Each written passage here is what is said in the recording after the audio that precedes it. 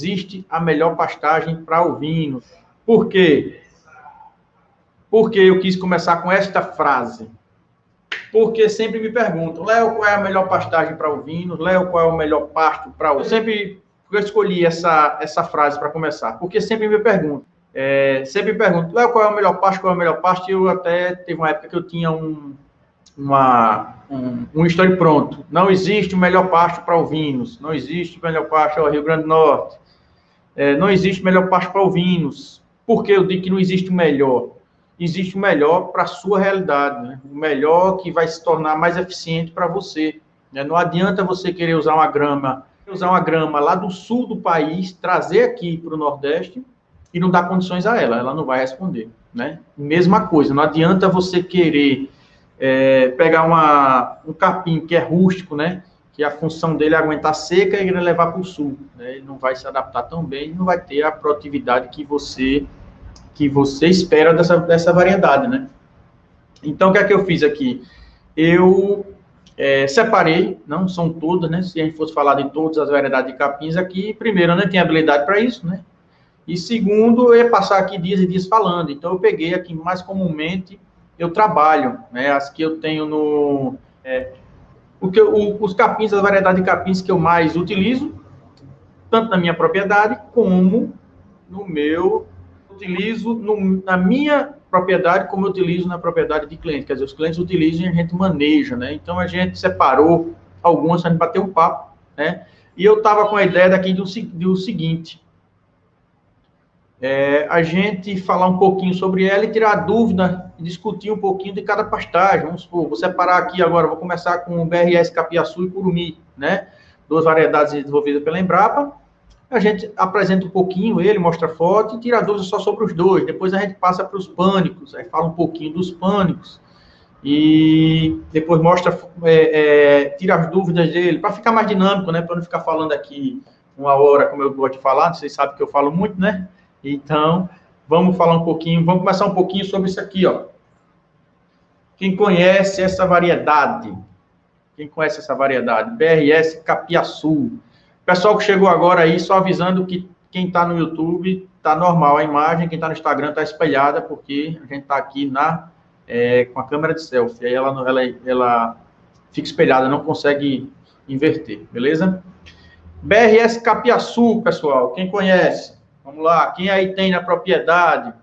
Né? Tem uma pergunta na caixa, um colega aí, deixa eu ver se eu acho aqui a pergunta dele, para já abrir ela.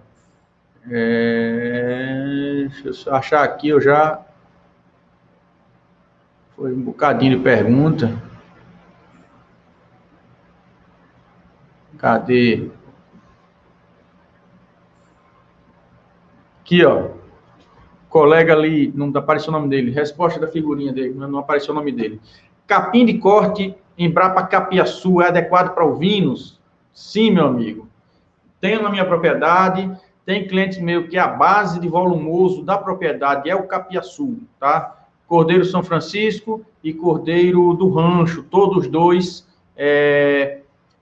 utilizam como a base de forrageira, a forrageira base do rebanho que utiliza que a gente utiliza para fazer a dieta é o BRS Capiaçu, tá? É um capim fantástico em termos de produtividade. Eu vou repetir, o canal do YouTube é Vamos Produzir Cordeiro, beleza? O BRS Capiaçu, né? Eu fiz o seguinte, eu coloquei algumas informações aqui, mas fica difícil para vocês lerem. Aí, a minha ideia, assim que acabar a apresentação, eu coloco essa apresentação, coloco em PDF, ela lá no grupo do Telegram, e ela tem as informações de todas as variedades de capim que eu vou falar hoje, todos eles com a fonte da Embrapa, as informações que a Embrapa fornece para a gente, tá certo? Então, o BRS Capiaçu, ele é um capim, chega a mais de 4 metros, para quem não conhece, pode se vir em silagem, pode se vir in natura. Tem alguns colegas que falam aí, que perguntaram, Léo, minhas ovelhas não estão pegando bem o capiaçu. Aí eu perguntei qual era o capim que fornecia antes, ela é o curumim. Eu digo, é covardia, né, bicho? O curumim parece que tem mel. Não sei o que tem naquele capim, que as ovelhas gostam demais. Você bota o curumim, depois, se você acostumar as ovelhas no curumim, realmente, se ela pegar outro capim, ela vai ser um pouco relutante, depois ela vai se adaptar, né? Mas as minhas ovelhas mesmo comem muito bem o capiaçu, porque eu ainda não introduzi o curumim para ela. O curumim, eu tenho só uma pequena...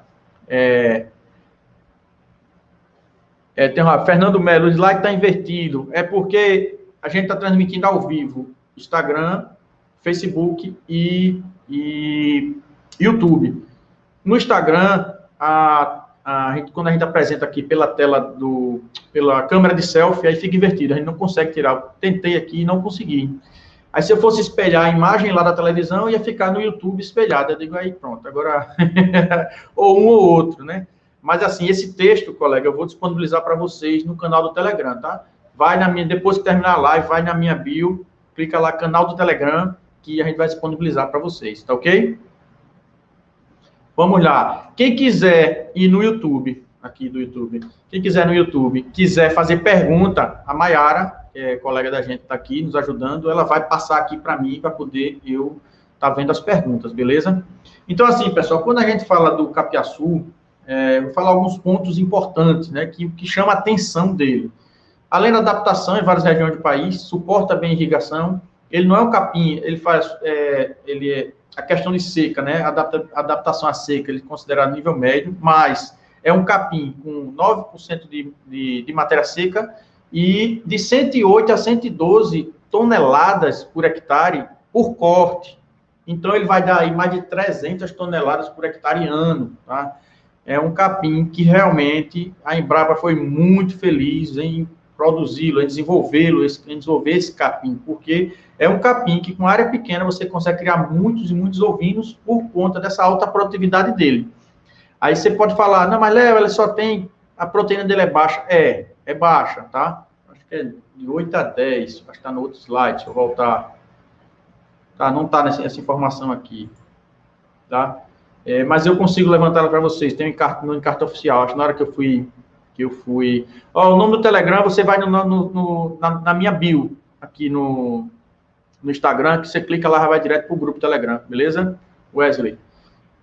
Então, ela está em torno de 8, 10% de proteína, tá? Comparado com o curumim, que vai para 20, né? Ele realmente é bem abaixo. Mas, em compensação, a produção por tonelada é incrível. Então, quem precisa de massa, quem precisa de volumoso, quem tem condições de fornecer, fechar a dieta com a proteína no concentrado, você entrar com esse capim é uma excelente alternativa, tá? Eu tenho lá, eu comecei com 100, a gente chama de canela, né? Que tem os entre nós, né?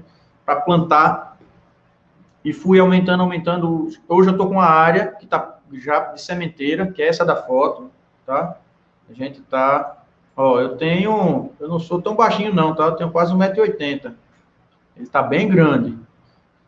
Já para plantio, né? A minha ideia lá é fazer 1 hectare e depois ir ampliando essa área de capiaçu, tá? Justamente por isso, porque meu objetivo como vocês já sabem, já eu falo aqui toda vez, é voltar a ovinocultura de produção de carne, né? Porque hoje eu estou só com a ovinocultura de genética, e na produção de carne, no nosso projeto, haverá necessidade de ter o capiaçu para usar em determinada época do ano lá, quando está um pouco mais seco, ou quando está muito chuvoso. Quando está chovendo demais, a gente não vai jogar algumas categorias a pasto. Então, eu vou precisar do capiaçu para fornecer no curso, tá? Aí vamos para o curumim. Quem aí conhece o curumim? Quem já trabalhou, quem tem na propriedade. Enquanto o capiaçu é o capim-elefante, né? Gigante, vai para 4 metros, chega a 5 metros, né? Mas a Embrapa coloca uma média, né? Para 4 metros. O curumim vai chegar aí a 1,20 m. Nessa área ele até chegou a uma área maior, né? Porque ele deve estar com 1,5 m aí. Mas qual é a grande diferença dele? Eu fiz até já um vídeo, já postei na questão de quanto esse capim a questão de aceitação das ovelhas e quanto ele é macio. Você pega uma torceira dessa, é incrível. Você dobra, torce, ela rasga. Dobra, torce, ela rasga. É muito macio e as ovelhas aceitam demais. Já tem um colega aí já fazendo merchandising aí, ó. Tenho mudas para plantar.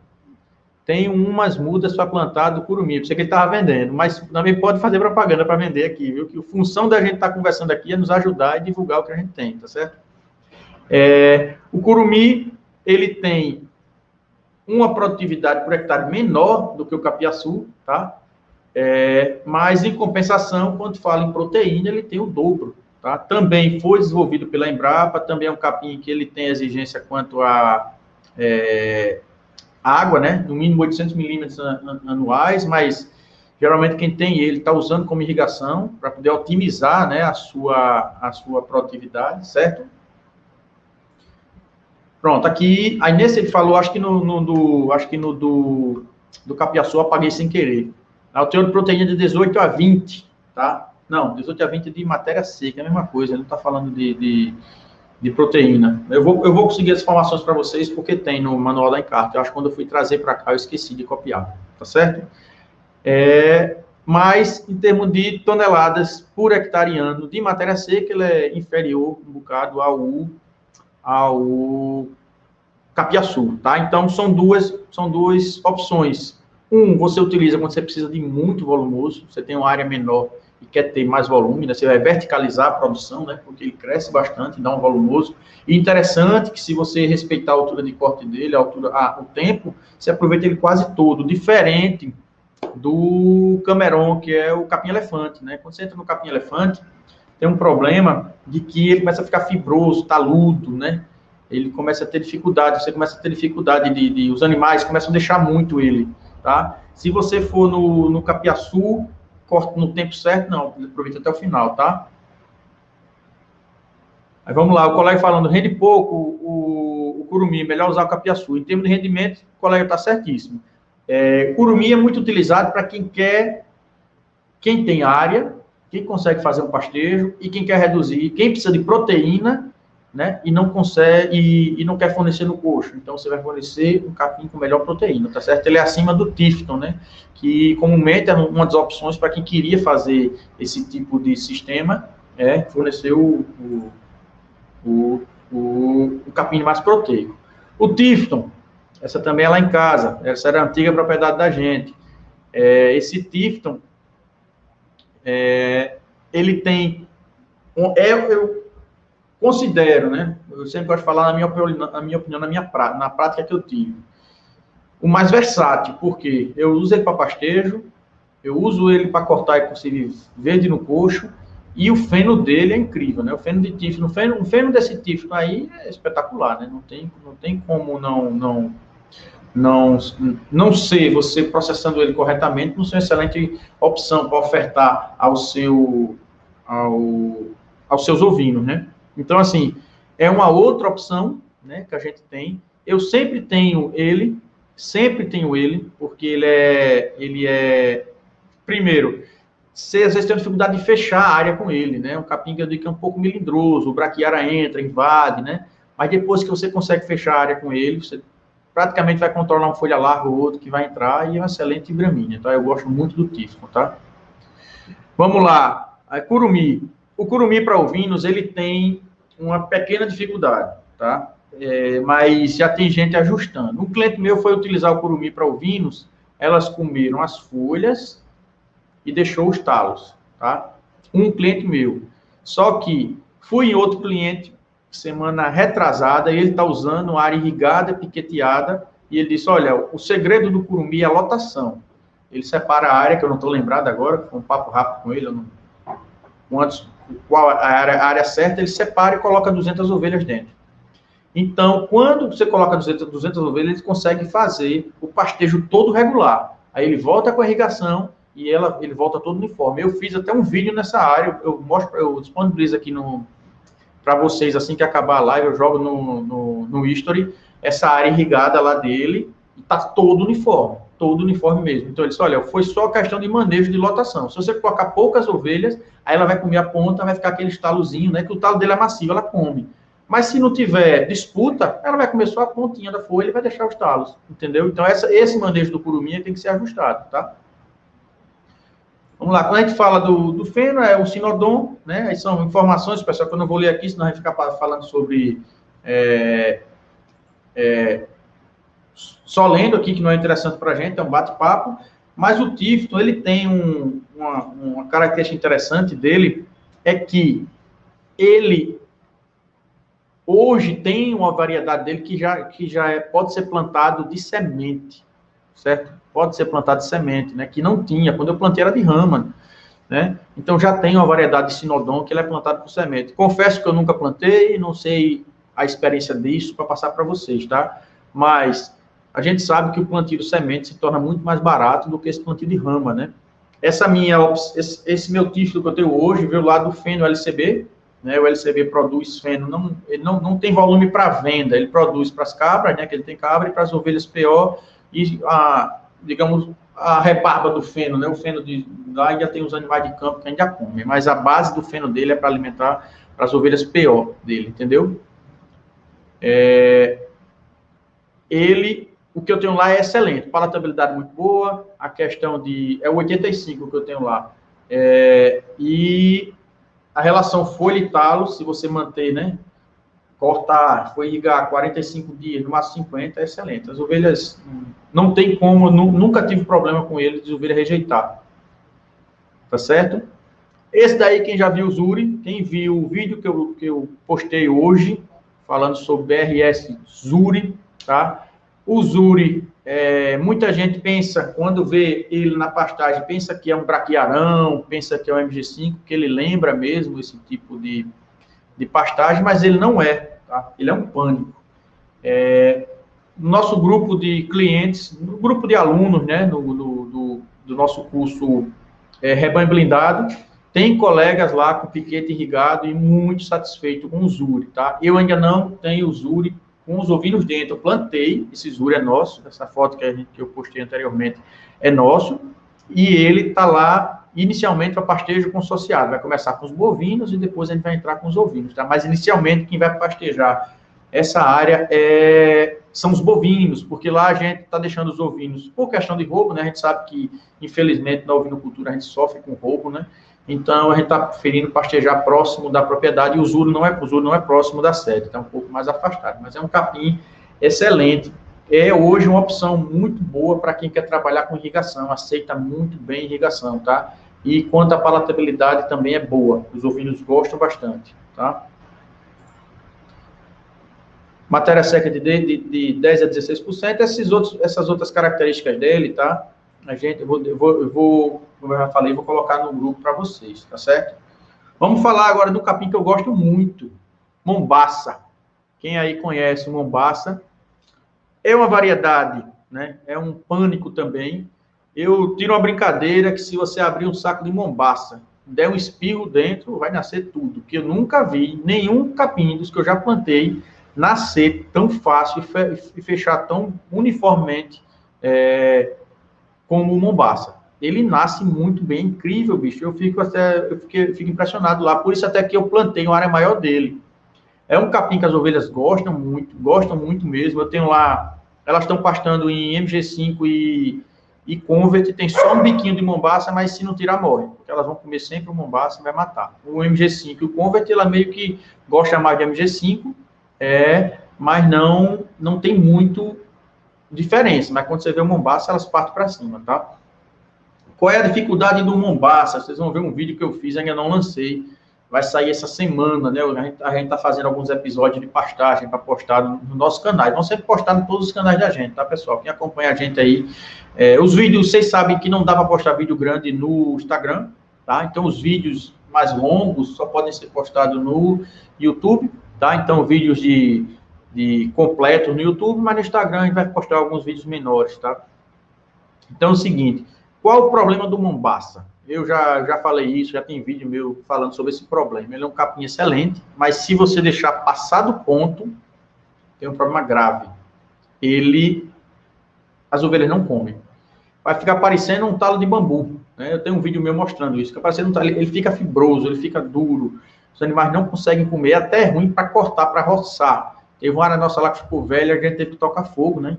Para poder a gente trabalhar, porque nem roçar conseguia, de tão taludo que ele ficou. Essa área foi plantada em um ano, e não foi cercado, né? Porque era um pedaço pequeno, a gente estava esperando a outra área ser plantada. Quando foi cercar, tinha uma área de um ano, outra de um ano para o outro, ou seja, estava muito fibroso. Essa área a gente teve que tocar fogo, que não... Até para fazer a cerca, para roçar, fazer a cerca, estava dando trabalho, então a gente optou por fogo. Então, o Mombaça, ele é muito bom, é um capim que eu uso, as ovelhas gostam, Entretanto, vocês vão ter que ter muito cuidado na hora do manejo, tá? Não pode deixar ficar passado, senão vai ter trabalho. O rebanho Boa Vontade tinha uma área dele lá, não tem mais essa área de Mombaça, e quando ficava passado, ele tinha que usar aquela roçadeira postal, aquela que da Steel, né? Que é, não sei se é a diesel ou gasolina ela. E para poder rebrotar e os animais voltarem, porque ficava muito ruim mesmo, muita talaria. Certo? É um pânico também, ele chega a 1,85 m, mais alto que eu não conhecia isso. Eu fui na propriedade, quando eu vi, eu pensei que era aquele paredão, né, que fica alto. Ele disse, não, Mombaça. Eu fiquei impressionado que ele fica realmente mais alto do que eu conhecia, né? Aí eles falam que pode ser usado para fenação, não é a melhor opção, né? Para fenação, mas silagem e pastoreio são duas muito boas opções. Eu já fiz silagem dele, mas foi consorciado com milho, porque eu precisei iniciar a minha silagem de milho muito cedo e o milho estava verde ainda, então eu usei o Mombaça seco para poder controlar a umidade, tá? Mas eu não fiz a silagem só dele. Até fiz uma só dele, mas confesso que as ovelhas não gostaram muito. Ele junto com o milho, não teve problema algum. Muito pelo contrário, aumentou o volume, né? Claro que a silagem de milho pura é mais rica, mas no meu caso foi porque estava verde e eu precisava da área, precisava colher. Então, foi uma alternativa minha usar 20% do Mombaça já seco no meio. Controlou, certo? O Benilton perguntando aí do Tamani. Tamani também é muito bom, tá? Tem um cliente que usa do Peboechá, lá em Brasília, né? Na verdade, Goiás, né? Brasília é o sítio, Goiás é a fazenda. Ele tem uma área boa, certo? As ovelhas gostam muito. E tem uma coisa, dá para feno também. Tamani é outra boa opção. Ele gostou tanto que ele vai ampliar. Tem uma área dele lá que ele vai ampliar com o Tamani. É a opção que ele decidiu utilizar depois de ter plantado uma área, as ovelhas eram terem gostado, ele ter se adaptado bem. Entendeu? É isso aí, ó, o colega falando aí que o Mombaça, as ovelhas têm excelente aceitação. Isso mesmo. Manejo de pastagem quando se tem chuvas concentradas, exemplo, búfalo, muito bom na rebrota, porém ciclo curto. Isso. Aqui em Alagoas eu vou falar um pouquinho, acho que já é o próximo, deixa eu ver. Tá ele aí, ó, Maasai. Eu tenho Maasai na zona da mata e tem clientes meus com Maasai no sertão, muito satisfeito com esse capim, muito satisfeito. É um capim que, claro que é o sertão, a gente tem o sertão mais pesado aqui no Nordeste, tem um sertão meio agrestado, né? O agreste, ele se adapta bem. Já o sertão, se for uma área seca demais, ele vai sofrer, tá? Pode ser que a rebrota dele no ano seguinte não seja tão eficiente, tá certo? Mas dos clientes que eu visitei, super satisfeito. O que é que me impressionou esse capim que eu plantei lá na minha área? Os animais comem até o chão. Ele não forma talo. Mesmo aquele formando talo, é um talo que os animais conseguem comer, né? Diferente do MG5 e diferente do Mombaça, né? Então, ele não vai dar a mesma quantidade por hectare de volume, mas em compensação, você não tem esse problema. Então, hoje, eu vou ampliar a minha área de Maasai lá. Aí, você vai perguntar, Léo, por que a sua área de Maasai é pequena? Eu plantei uma área de teste, Maasai e Mombaça. Dividi em uma área de 3 hectares, usei 2, salvo engano foram 2 de Mombaça e 1 de Maasai. Mombaça fechou o solo, cobriu, nasceu, foi um espetáculo. E o Maasai, muito pouco. Então, acredito que aquele solo não era a melhor opção para a variedade Maasai. Léo, você fez análise de solo? Eu só corrigi com calcário, tá certo? Alguns colegas ainda fazem. A minha área é uma área de encosta, área difícil de trabalhar. Então, assim, a área mais plana a gente gradeou, fez o arado, né? O gradeado, depende da região como você chama, e as encostas a gente só semeou calcário, tá? Nessa não foi nem calcário com gesso, fez a correção de segunda análise, tá? Mas aí o Maasai não se adaptou tanto. Mas eu tenho uma área lá que eu vou renovar agora, uma área mais velha lá que a gente já matou, já fez, já arou, tá deixando a terra descansar para plantar mais próximo das chuvas, e vai ser de Maasai. Por quê? E eu gostei muito da questão dela não formar talo, e os animais também gostam bastante. E eu tive uma live com o colega Esdra, da cabanha Desafio. Não sei se vocês conhecem, tá? Ele usa o maçai irrigado e não irrigado, usa os dois, e faz também feno de maçai, com aceitação muito boa das ovelhas. Beleza? Muda de BRS, rapaz, maçai engorda mais a ovelha do que o mombaça. Eu acho que elas gostam mais, sabe? Elas comem mais o maçai do que o mombaça. O mombaça elas ficam bicando, tá? Mas elas gostam bem de mombaça. Qual a melhor forma de plantios? É nos sulcos. BRS Capiaçu, você vai comprar os gomos, as canelas, as sementes não é de semente, né? Você vai plantar como cana, né? Aí o espaçamento vai depender do como você vai trabalhar, né? 80 centímetros, 1 metro, até menos.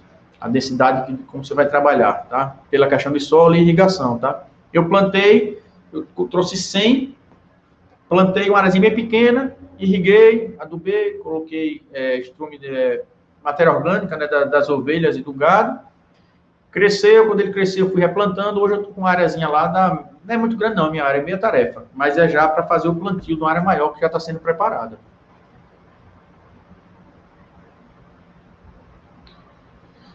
O lance, couve, não. Qual a melhor de PRS Capiaçu? Teu colega perguntando que plantou lance e cova, não vingou muito, eu não entendi. Maçai é só semear no solo. Se tiver dia de chuva, é melhor ainda. Maçai e mombaça. Semeia dia de chuva, ele nasce bem, tá? Maçai, ele já aguenta 600, os outros são 800 milímetros, né? Tolerância à cega média alta, os outros são média, né? Ele já é um capim mais resistente, né? Certo?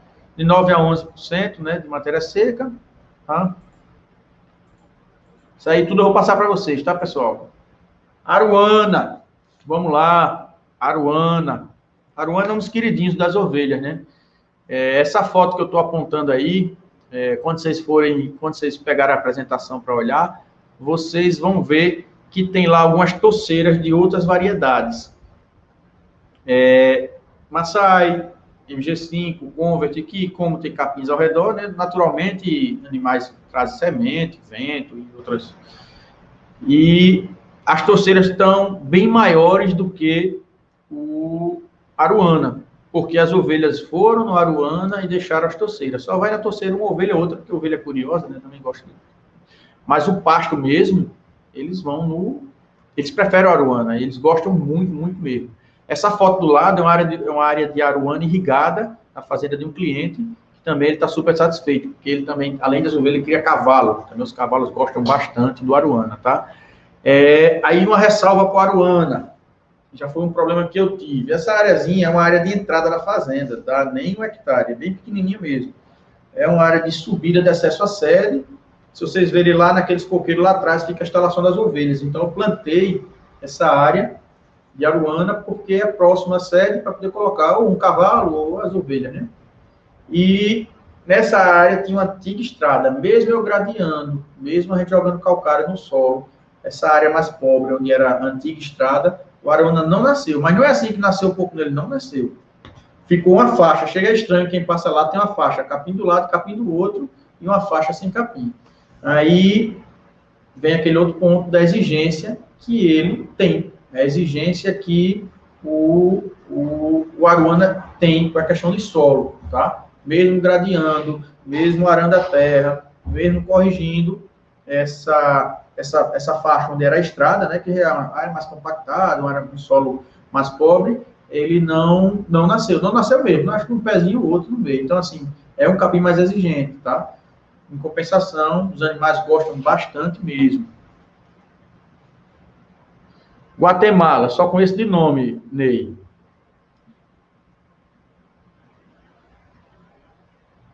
Ó, colega aí falando, no meu caso, plantei o mombaça incrustado e normal. O incrustado tive que replantar.